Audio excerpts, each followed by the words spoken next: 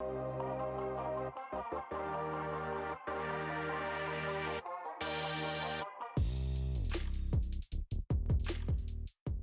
and welcome back to the Michigan Disc Golf Hall of Fame presented by Crew 42. We are super excited to be back, and on the commentator's mic, I've got Matt Jackson with me. How you doing, Matt? I'm doing well and stoked to be back. And again, welcome Michigan Disc Golf family, and kind of excited to see this back nine at Oshimo Park. Absolutely. David setting a hot pace at -5 for the front nine so far with a bogey as we head into hole 10, 495 feet. Matt, how you score on this? This is a par 3. How do you score it? A 3 is strokes on folks. A 2 is a spectacular, one of the prettiest disc golf shots you will ever watch, and probably my favorite hole on the course, honestly. Really? Slightly downhill. Back in the day, you'll see a line of pine trees on the left side early in the fairway. There used to be about 2 or 3 more pine trees that made it even more of a tunnel. Mm-hmm. But it is tight. It is a hard shot to hit.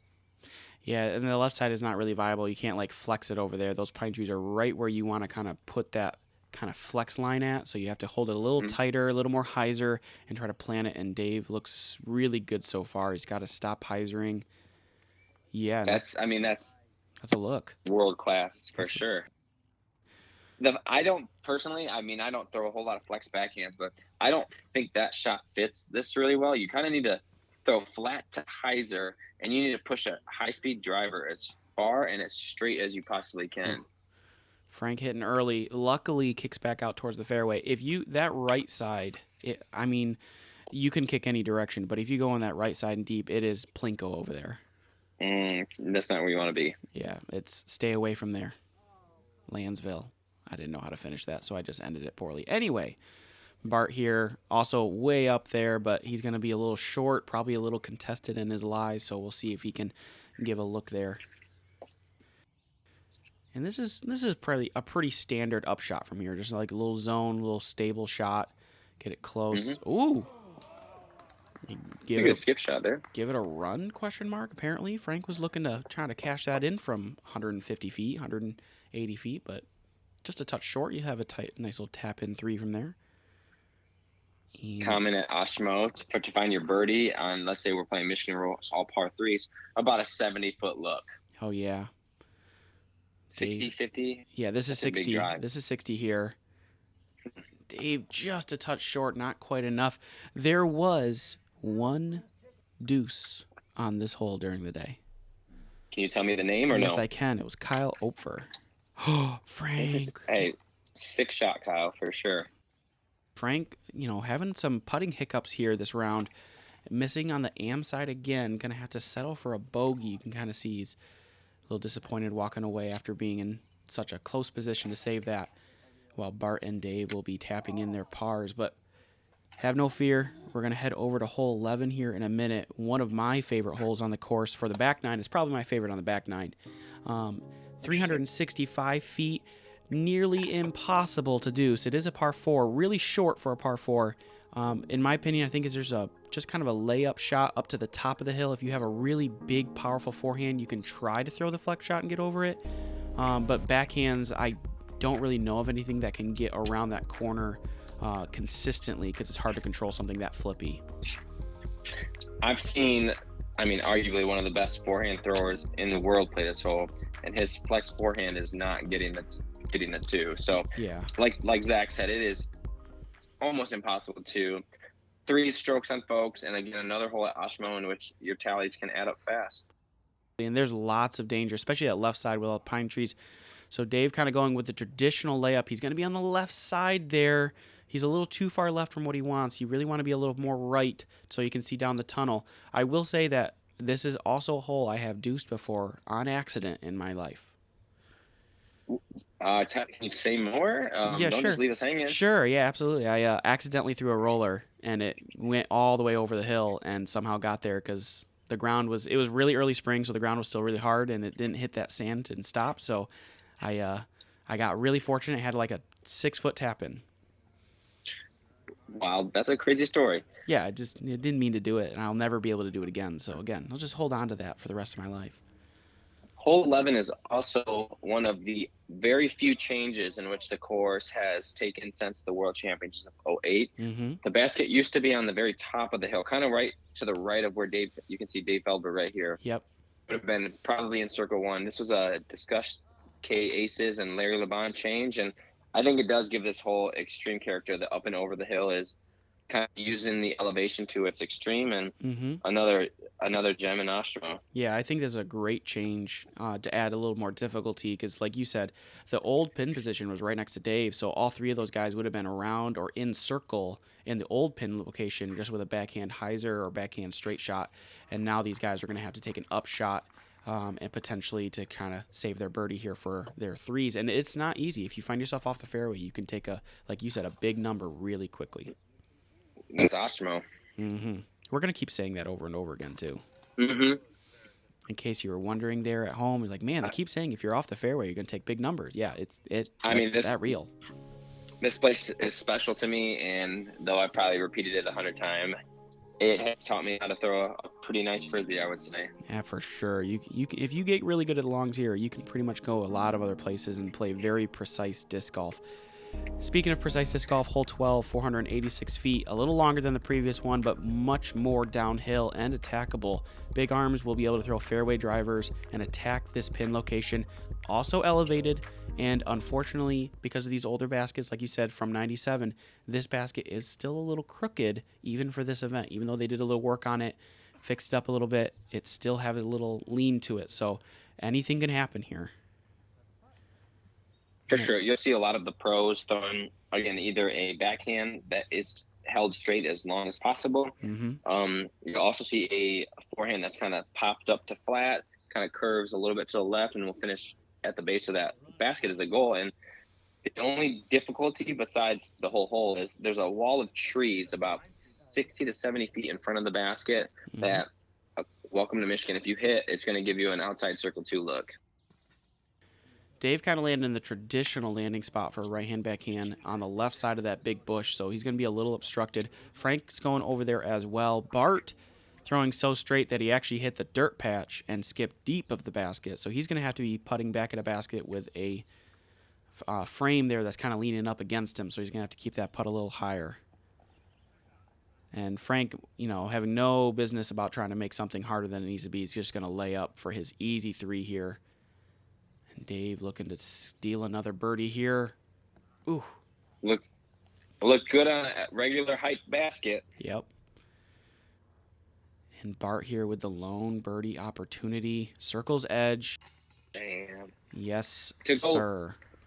To go long on this hole is a feat in itself. Then to bang a putt is even more so. Shout out to Bart for that.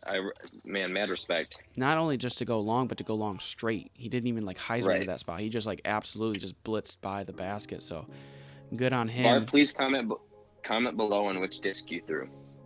Ooh, yes, please. And even if you're not Bart, take a guess. I know it's in the Discmania lineup. Hole 13 now, 304 feet. I've seen Marweed ace it before in person, taking the dumbest gap. The drone's in the more traditional gap. Turnover. Are you throwing a forehand here, Matt? Or are you thinking the backhand turnover for a righty player is the traditional play? Hole 13 has had my number since I started disc golfing. I throw the turnover backhand with a fairway driver or mid range if I'm feeling strong that day. But it is such a touchy shot, and yeah, I think I was there the same day you were when Andrew aced it with a Firebird through the tree line. We were kind of battling, and he kind of splashed it in the face. And hole 13 is, though you want to get, it's very attackable. It's very difficult. Yes, for sure. Definitely one you feel like you really need, but kind of can sneak up on you. Dave playing for the roller here, trying to curve that, and he's going to hit the one thick tree in the fairway, but he's got enough juice to keep going. He's going to be a little short, but we'll have a look at that birdie. You can tell by the world champion throwing a roller that this angle is very unique. For sure. Frank looking to go forehand as well. And he's going to keep it low. It's got to miss that outside tree, and it does. Unfortunately, it gets a big, tall skip. I think he wanted more of a forward skip, but he's also going to have a circle edge putt and be a little short of the basket as well. just a touch low, and his putting woes continue. You can see how much he's improved since last time we saw him on the channel back in 2019, but his putting today has left him just a little short of really kind of having a spectacular round right now. David also landing short. I still really kind of enjoy watching him. He's smooth. He's got a solid putt, and yeah, for sure. Thanks, Frank, for being on coverage. Holy smokes. That was very high. You can see it on Bart's face. Just kind of a shocker out of his hand. That's the second time we've seen someone on the card just kind of let go of a disc in an awkward way, but it looks like our card is going to walk away with a par frame here. Speaking of which, on the last hole, you made some comment on a normal size basket that would have gone in. If you've ever gone to Oshimo, gone to the practice basket, it's elevated, and the first basket on hole 1 is like sinking 6 inches above the ground, maybe. So just be aware that your first putt is going to need adjustment, and Oshimo feels like that the whole time, this up-down kind of basket location. So keeps you on your toes all the time. As we head into hole 14, Matt, what do we got going on? Hole 14, it has a beautiful tee pad. It is quite uphill, actually. You climb kind of a hill to get to it. At 429 feet, it is a downhill shot. The tough part about hole 14 is the ceiling to get to the basket is extremely low. Really low. So your drive usually is short and before that, but if you're trying to push to the basket, you need to get a straight skip, like push forward with your drive, which is very tough to do. Yeah, absolutely. And on top of that, the ground action, that dirt patch it looks like by the basket, is very rooted. So even if you do hit that with a straight shot, the likelihood of it getting a clean skip towards the basket is still not optimal. You can land real short. And Bart's kind of landing early left side, not quite enough distance or straight path on that disc. He's going to have a kind of a scramble there to save his 3. Dave here. Ooh, this is drifting right. And if you drift right, you need to get lucky. And he almost gets all the way through, hits one of the last trees, and he's going to be off that right side a little bit. He'll also be kind of pitching up, scrambling to save his 3 as well. Another hole where a 2 is extremely impressive. Absolutely. And a 3 is possibly strokes on folks. Frank there kind of grip locking. He's kind of trying to figure out what's going on here. Luckily, is not super deep in the woods. He does have a forehand gap out, but it's definitely going to be a struggle for him to try to save a 3 from this position. And he's trying to punch through as much of the woods as he does, and he does a really nice job of it, honestly. He's going to have a look for 3. Here's Bart. And for those Michigan locals in this area, you know how dangerous this left side of the fairway is, and Bart's just got to pitch out and give himself a medium distance look for his 3. You see, I mean, again, most of these guys are playing for a 3. Yes, absolutely. So he's trying to throw in. It's still going to be a very, very challenging 2. Yes, there were 2 of them on the day today. 2. That's impressive. Yes. That's impressive to me as well. Benji Zorn was one of them, and Nico, and Voles, I think. Let's go, Bart. I know Benji can crush, so more respect for that. And then the other kid as well. Well done. Absolutely, getting extra strokes on folks there with the 2 on this hole. Frank here with a great chance to save a 3 and does so nicely. Great putt. Absolutely. 2 really good saves, honestly, at this point. Those guys were not in a good spot after their drives. Able to save a decent 3. Just left for Dave to save us here, and he does so. Another par frame. Like I said, up through hole 14, we're looking to just trying to keep everything together, don't lose control, and holes 15 through 18, we're looking to start attacking. Starting with hole 15, 269 feet. Matt, what's your play? For the start of most people will say birdie alley, but 15 is by far the toughest. Absolutely. You're going to have a very skinny turnover backhand line. You're going to throw it high, and it's really a poke and pray / you don't even know where it's going in a sense. You just kind of hope you hear it land, which will give you a putt. Yeah, I think for me personally from that position, I think I'm trying to penetrate as deep as possible towards those pine trees above the basket, because if I hit those, it'll tumble down underneath the basket and give me a good putt. You see Bart there not quite getting the distance needed, hit some early foliage, and he's going to be a little short, probably out of 2 opportunity.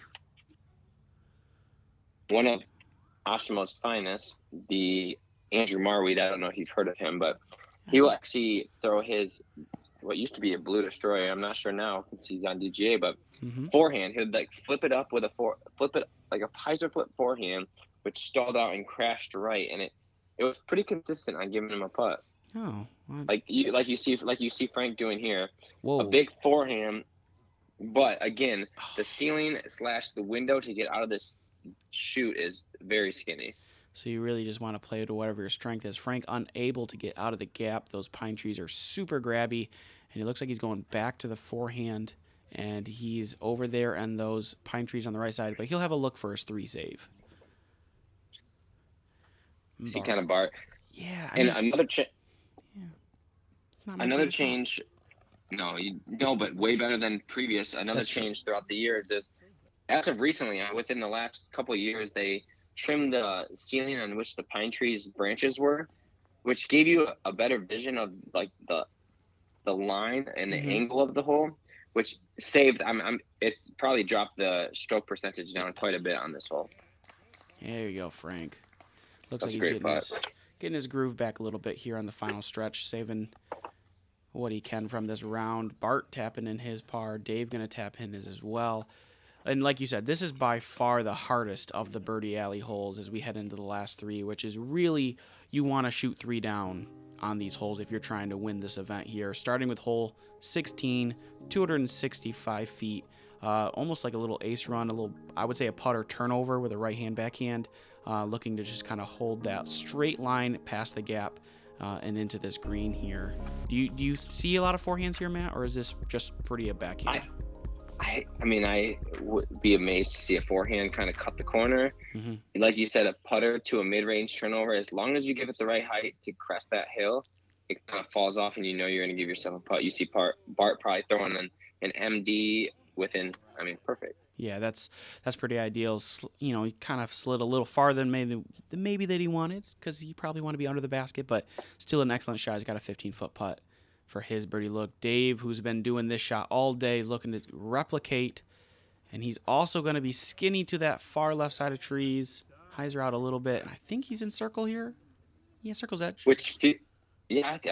That's a good feel. It's like when you kind of let it go early and you get through that left side, you're going to be putting. It's a common miss. You can see him driving right towards those. Yeah. If you can get skinny through those trees and it's still turning, you're going to be very impressed with your shot.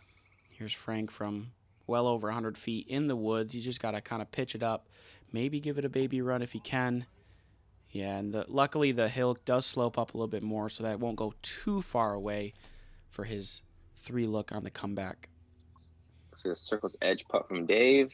And Dave really needs this to kind of keep his round going and alive. We have some hot scores in already for the day, and so he wants to kind of stay on this lead card. Congratulations to him as well, as he is being honored in the 2021 Michigan Hall of Fame. He's actually one of the inductees, so congratulations to him, and on kind of this event that's honoring him and the other Hall of Fame inductees, and hopefully he can keep shooting hot. For sure. Like I said, a world champion back to Kalamazoo is always a special feat. For sure. All right, 2 holes left. Bart and Dave really setting a pace here. They're going to try to find their position through hole 17, 292 feet. I would say it's just as straight as you can, mid-range putter that you can throw that 300 feet. If you can hit this tree right in front of the basket, you're doing fine. That's a nice putt there. If you just get past it, you're going to be under the basket. It's pretty sandy underneath this basket. Definitely. And a lot of the people will throw a straight backhand, as you see Bart doing, but another shot is just driving a forehand at that hillside and kind of let it counter skip off the base of it. Mm-hmm. It's definitely going to get you up to circle 1. This is going to be a great sneaky shot. Oh, he's going for the ace run. He's actually gone a little too deep here. He's going to maybe block himself with that tree. We'll see what he does from that position. Dave tied with him right now at -7. This is a really good score. Dave can't quite sneak it through on that right side. Turn it over a little too much, and he's going to be really short, and hopefully be able to maybe get a 2-look, but probably he's going to have to lay up for his par. And Frank is heading right at that tree as well, but misses a whole mess of stuff hits one of the last trees on the far right side, and he's going to get kicked right by the basket. You can kind of see where Dave's standing in the row of pine trees on the right side. Mm-hmm. From the tee shot, it kind of creates two open lanes. If you think you turn it over a little bit too much, you can kind of sneak through there to get you the pin. But most of the time, you kind of hit up early, which gives you, as you can see from Dave, about a 30-foot putt. Yep. Just a little short for him. Bart. Oh, air balls. Uncharacteristic, but I know he was talking about that this season, about really wanting to improve his putting. And this is really early in the season. This is back in May. So he definitely has, worked on that, and he's improved since this moment. But I remember him talking about this early in the season, just trying to get his putting kind of locked in, because he just knows how close he is to kind of really elevating to the next level of his game. And his putting, getting those consistent putts to just go in every time will kind of help him do that. So definitely something I know he's already been working on, but something he's kind of given a couple strokes away already in this event. But he's got one hole left to try to score and put himself in good position. Hole 18, 278. I would probably say the favorite hole of the locals, as it's just a simple right-handed hyzer shot. I throw, something really stable. You can throw a zone or like a pig, something like that, into that open space and just let it fade back to the left side. If you're a slower arm, you throw something more like a Buzz OS or a Buzz maybe, and it's just perfect for that formation. You're just trying to get it real close to the basket, get yourself that last birdie to end the day right. Definitely, and a hole that I've probably emptied my bag out 100 times from the short pads. It's straight downhill, slight hyzer, kind of tucked behind the trees on the left, and the ace or a basket hit is something that you can kind of hear, and I don't know, a kind of a special hole at Ashimo. Definitely a fun hole to throw at. Frank too far on the right side there. Bart's gonna follow suit, so Frank's gonna actually kick back to the left side of the fairway. Bart's gonna stay on that right side, so both of them not in the best positions for their birdie looks. And David here with the opportunity to kind of seal off a good round here if he can get it in circle. And not only does he puts it right next to the basket. That's going to be a nice cleanup for his neg 8 day. That's great. A good round. weight for sure. Yeah, this is probably 80 feet, if not a little more. He's running this as like the last putt of the day. He's like, I don't know, but tap out. You had a solid round and you're happy. Here's Frank. This is probably circle's edge. Just a touch too high. I want to give him credit too. This basket is another one that is probably a foot too low. Like Frank's tall, but he's not 8 foot tall, making this basket look right. That putt that he just threw is in on any regulation size basket. Oh yeah, going 90% of the baskets, especially at a normal height. It was a fine putt. But tell him to slow it down a little bit.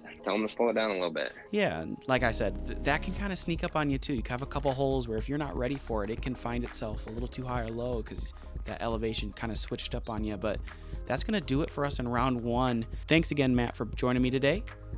For sure, man. I enjoy talking through this course that's very special to me, and appreciate you having me on, and good luck to the rest of the tournament. Absolutely. We'll see you all for round 2, and happy disking, everyone.